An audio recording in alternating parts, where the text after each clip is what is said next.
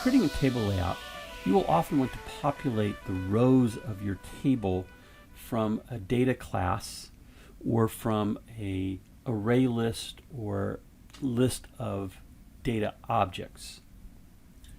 So in this example, I created a table layout in XML, but I'm populating all of the information here coming from a data class. We'll look at how to set that up. It's very much like a structure or a struct in other languages. The advantage of this is a couple-fold. One is I can create checkboxes out of those items really easily. So here we want to have the user be able to check the items of what they want to add into their truck.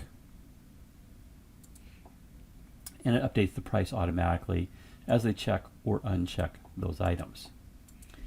But it also allows us to do some things programmatically, like setting every other row a different color, to set up the check changed event for each of the check boxes. Also makes it easy to make revisions as this information changes, so that as prices are modified, we can do it very simply in code. And if this is a database backend, we'd be reading that information into our app. Here I've hard-coded everything. But let's take a look at how this was created.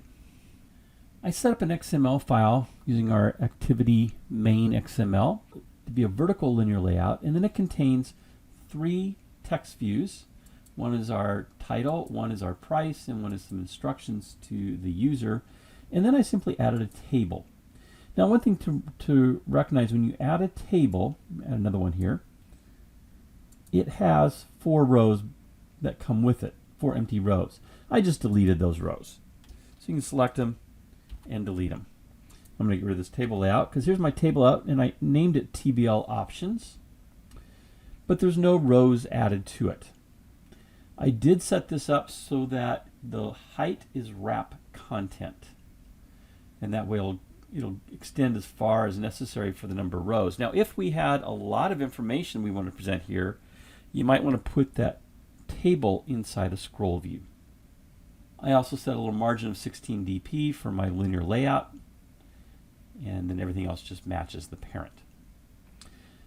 So that's my layout. Let's take a look at, oh, by the way, I have my price here is in a text view named TV price, and we will reference that in our code as well. So let's take a look at our main activity. In the main activity, I added a variable called base price. That's the base price of our truck with none of the options selected. And then I added another variable called my price, which would be double and would equal the base price. And this is the price that will reflect the new price as we make changes, checking the checkboxes and choosing different options. Then here's where I created my data class. I gave it a name of option, and it has 2 fields or 2 class level variables in it. One I named upgrade, it's a string. The other one is cost, and it's a double. And then I created a list, a mutable list of type option, and named it available options. And I created another list of choices, which is going to contain all of our checkboxes. And we'll iterate through the choices in determining what checkboxes the user has selected and make the updates to our price. So in my onCreate, I added 2 methods here. One to populate the options. That's going to populate our data class. And then build table builds the table. The build table is also going to reference another function for the checkboxes when they are checked or unchecked. So here's the populate options. So as we load our view, we're going to populate this list called available options with new option objects coming from our data class. So it's available options. We're going to add to that list. What we're adding is a new option, and then we give it the upgrade and the cost. And I just did that multiple times. So that's how we populate our available options. Then for the build table, we're going to create a reference to the table we created, which was TBL options. I named mine table options here. Creating a value of row params, which is the layout params for our table row. Here we're simply saying the width to match parent and the height to match parent.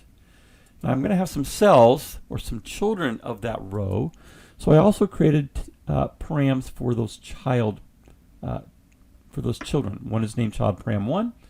Here I'm going to wrap the content for the width, and I'm going to match the parent though as far as the height.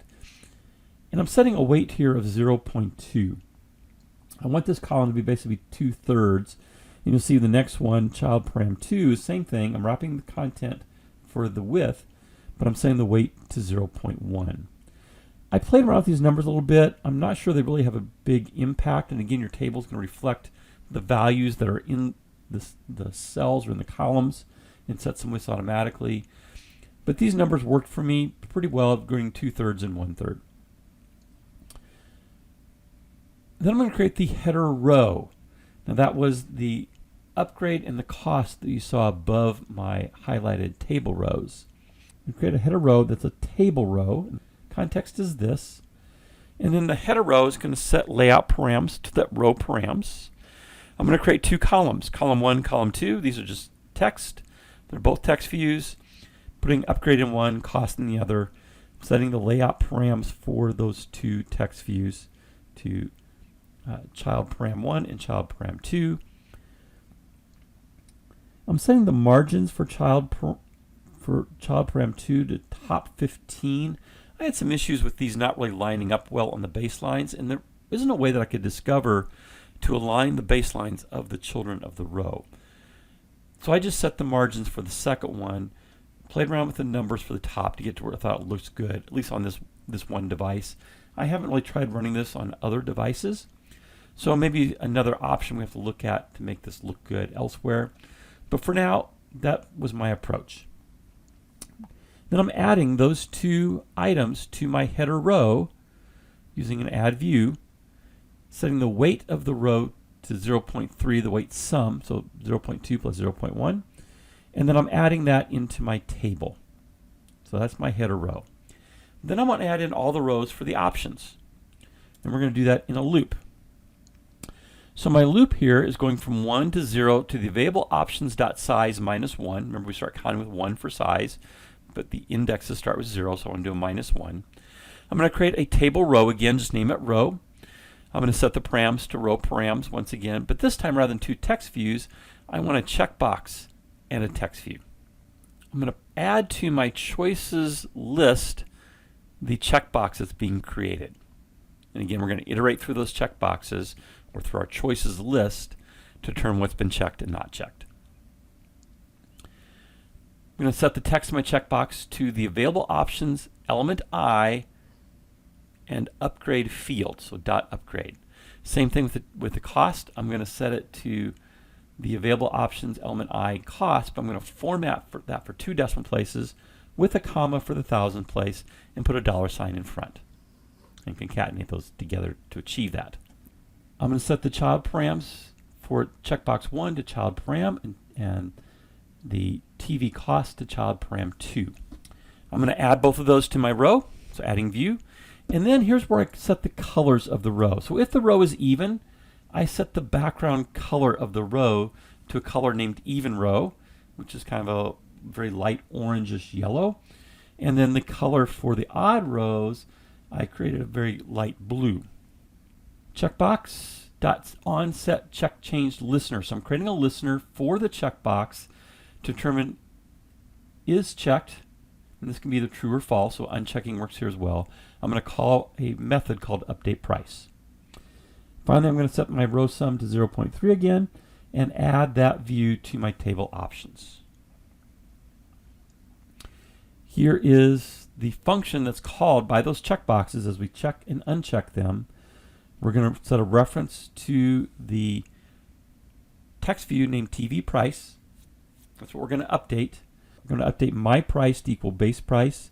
And then in a for loop, I'm going to iterate through all of the available options as we did before. And then if choices element I is checked. So we got two different lists here. And I could have iterated through the choices list just as easily.